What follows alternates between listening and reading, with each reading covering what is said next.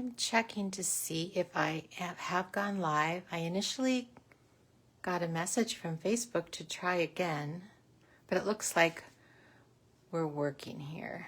So I'm going to go ahead and set this up. I didn't give any notice today because we've kind of a crazy day. I've been playing phone tag with window treatment companies and had a barking dog. So hopefully this is going to go off without a hitch. I'm Chris Smith. I'm an independent demonstrator with Stampin Up, and I'm here today to show you how I have done this Night Divine card with the very vanilla, simple nativity scene and gold accents. I'll go through the basic assembly. I'm not going to discuss die cutting or embossing. If you are more interested in more information on that, leave me a message in the comments and I will do another session with that. My embossing and die cutting area are a few steps away from here, so I would have to move my setup. Okay, I'm also going to show you an alternative that uses the same basic layout by changing the set and the embossing folder and altering this some of the measurements to something you might find a little bit easier to use. So we'll get to that later. To start with, you're going to need about a full sheet of very vanilla thick cardstock. Half of that, 5.5 by 8.5, you'll want to fold into your card base. And then our die cuts we're going to want to be out of the thick cardstock also. We will use a 1/4 sheet of the regular, so it's best to have that on hand too. I like to use that when I'm using embossing folders. We'll get to that shortly. So here's our card base. The next part we're going to need is a 5.25 by 4-inch gold foil layer. So obviously that will be the next layer that goes on. But before we do that, we want to make the best use we can out of that by putting either the nativity set, and this is from the Night Divine dies, or some extra owl leaves from the winter owls. You want to put those in there far enough away from your border, but that way you can use the inner part of that gold foil that's hidden. It's going to be covered by other layers, so you're just fine cutting part of that out. I'm going to show you one that I've already die cut. In fact, I die cut extra. You won't really only need to do one of these for whatever card you're doing. Then you're going to want to put add your embossed layer. Now, for the card that I have posted, I used the Merry Melody. This time around it's in the annual catalog, and you're going to want to, there's a right and wrong side to this. First I'm going to show you a bit about the folder. If you're not familiar with the folders, this is one where you really need to have it straight. So line it up with the line that goes right through the Stampin' Up logo. And one thing I found with this, I made a birthday card once and I realized that I had it upside down. There are little dots, there are some dotted notes, and that belongs on the right. If you end up with it on the left, nobody will probably see it, but if you give it to your music teacher, she might know. So you might want to get that aligned properly. Anyway, we're going to trim that down to, I just cut this 1/8 smaller, so this one is 5 1/8 and 3 7/8. It's going to give you a nice fine border. Let's see, I'm going to put it on here. If you aren't okay with that, just go ahead, with 5 by 3 3/4. That will give you a bigger border, and it's kind of a subjective thing. That might be what you prefer, and that's just fine. I kind of designed this thinking that the gold was going to be fairly subtle on this card. Actually, my own nativity set, it's just Mary, Jesus, and Joseph. Just 3 pieces, but it is a cream ceramic, and that's what inspired me to make this card this way. I don't actually have gold on mine, but I thought it kind of helped it pop out a little bit. So that's your initial card base. Not too much to that. Then we're going to want to deal with this circle here. Oh, I forgot one thing. You would probably want to die cut your star out of there too. This is part of a suite. So the Stars at Night embossing folder, hybrid folder are available too. There's a lot of other sets that have stars, and sometime in November, we're also going to be getting back some gold stars that you could also get to apply to this. So there's more than one way to do that star. Then I like to double up a lot of my die cuts. Even if they're the thick cardstock, I like to double them up and get them real firm. So what you're going to want to do is on one of them, you need to plan out your greeting a little bit, and it has to be fairly high up so that the nativity characters are going to show okay. And kind of what I'm going to line this up so it's about in the middle. I did mine so that this little space underneath the manger is just barely off to the right and just above the stitches of the stylish shaped circle. This is the largest one. You want to cut 2 of them. But you want that about right there, and then you've got plenty of room for the stars that are brightly shining. You could lower this and use the Oh Holy Night or some other greeting. This is a wonderful, let's see if I can grab the whole set.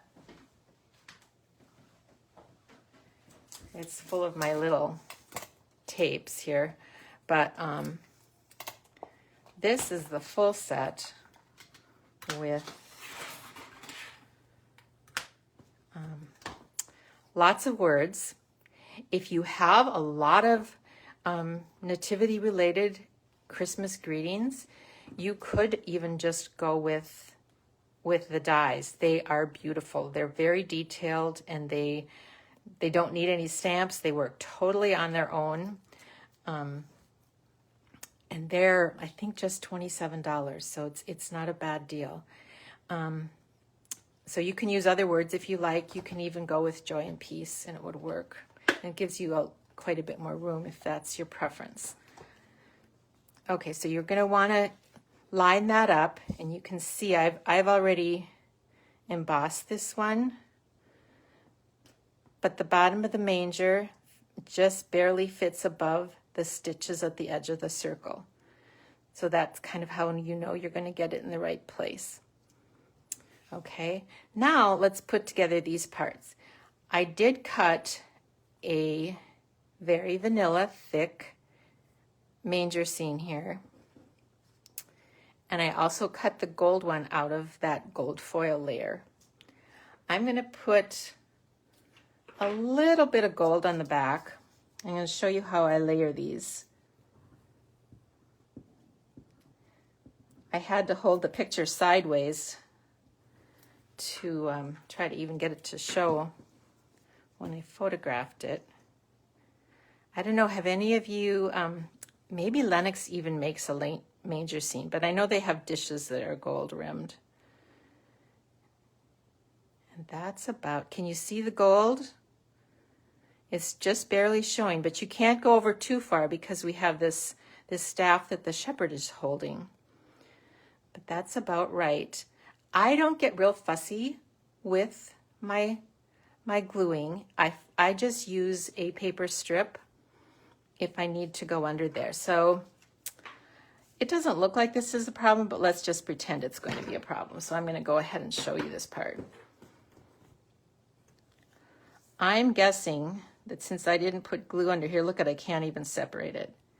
Just in case, so I want it to be held down pretty well, I just put that tiny little skinny staff on my scrap paper that has glue in it, and now that has just the perfect amount of glue. Okay, so before we layer those together, I think I'll just, for quickness purposes, I'm going to layer a blank one. One of the things I love about circles is that it's so easy to stamp the greetings because you can just twist them to fit right. But that's about how that's going to fit on there. So I don't want to glue all the very bottom of this major. That's going to be kind of a little bit loose there. It's going to be very firm because it's got extra layers, but we'll be fine just adding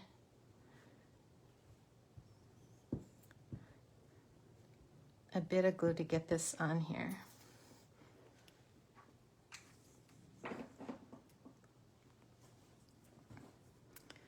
Well, let's see how he goes. That seems about right. I should be making sure that my words are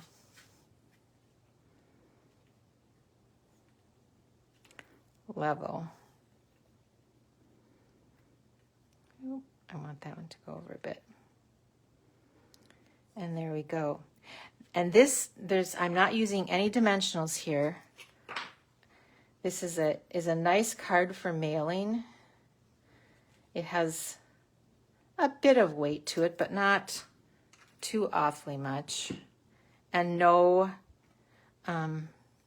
really thick embellishments.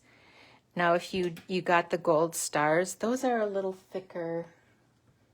I don't know if I have any really close at hand. Oh, here we go.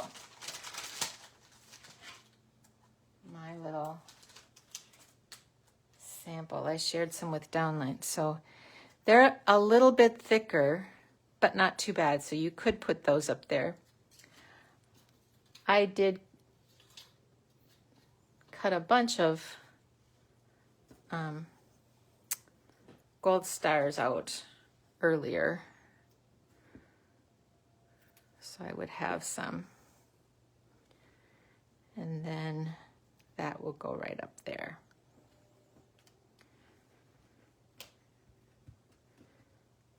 I did put that down. So that's, I probably could have put it a little bit lower, but they're pretty close. Now that has a fairly fine border. It's about 1/16 of an inch. Now on this owl card, I used a bigger border.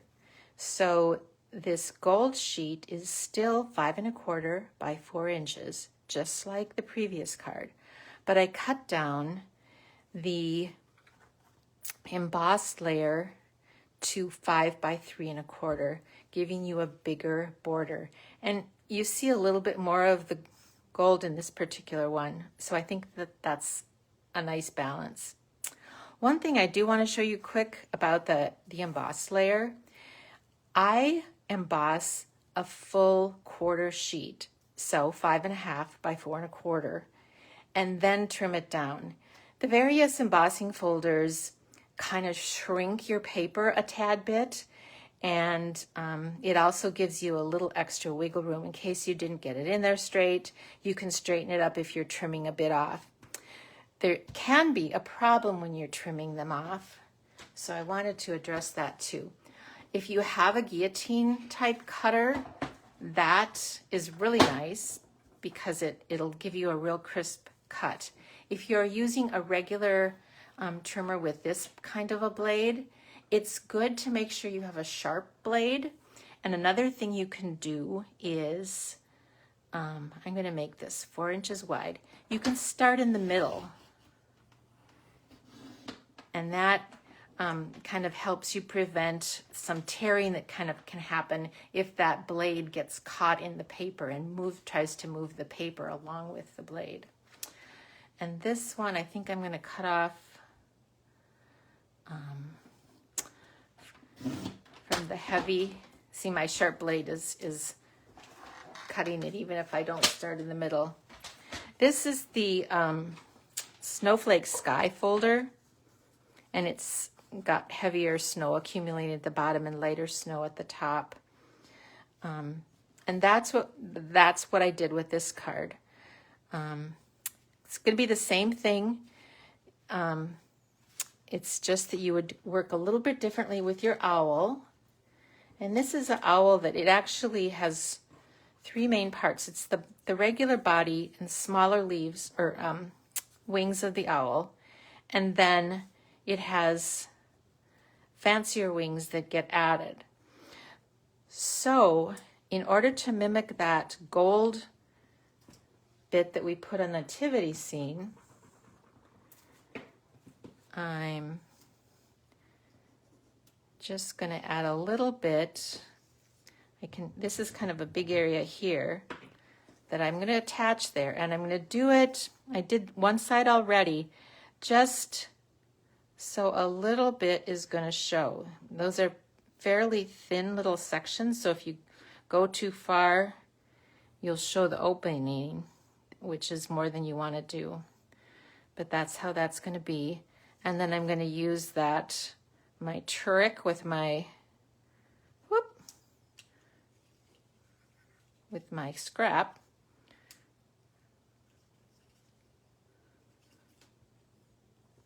To place that down there. And then on this owl, I'm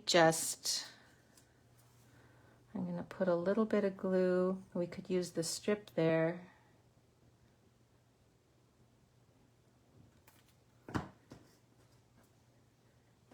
But you want to look at it from the front when you put it on. I like to cover up leave a little bit of space showing here. So that would be our owl. Now I punched out all the rest here. As you can see on this one, it has more of the gold showing through. So I'm going to just slide this back a little bit. You can see I put some tape on the back side that held those in there. So either way is an option. This keeps it a little bit finer looking, but either way works. Okay, I have a couple other cards I'm going to share with you using these sets just to give you a little bit more of an idea about it. This one, I'm having kind of a love affair here with with pecan pie. I die cut the nativity group out of pecan pie, stamped in pecan pie. And I don't know if you can quite see this, but I used watercolor paper here just to give was going to be such a simple card. I just wanted to kind of give it one little fancy thing. And it's a crumb cake card, pecan pie layer. And let's see, so that layer is, I'm thinking it's 3 5/8 by, so what would that be? 3 5/8 would be 4 7/8 for the length, and then 3 1/2 by 4 3/4 for this part. Anyway, we weren't really going to do a make and take on that. This one is a little bit putzier, but I use the, oh gosh, what is it called? Joy DSP. I'm going to find it in the back here. I'm so glad they have those in there. It's the Joy of Christmas DSP that has the wood tones in it, which is a lot of fun. So I cut the nativity out of that and then put borders on. And then I went back to one of my favorite, the pine cone dies that I did the greens with. And then I've got a couple other, I think I have a couple other, yeah, owl cards. And if you would like more directions on any of these other cards, just let me know in the comments and we can do another one. This is a very simple one. They use the, oh gosh, I'm going to forget the name of it. It's an online exclusive paper that's been out since last summer. And it kind of makes your card for you. It's so easy. These are swaps I brought to a Stampin' Up event last summer. And all it is just the white owl with the warm wishes. I don't know if I have a greeting in here, but I do show it in this one.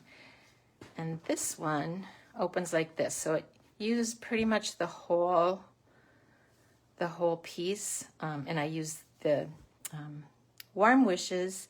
May you have time to enjoy the quiet moments of this season. Just works so well with this paper. Anyway, those are the cards I'm intended to share with you today. I'll put these out here.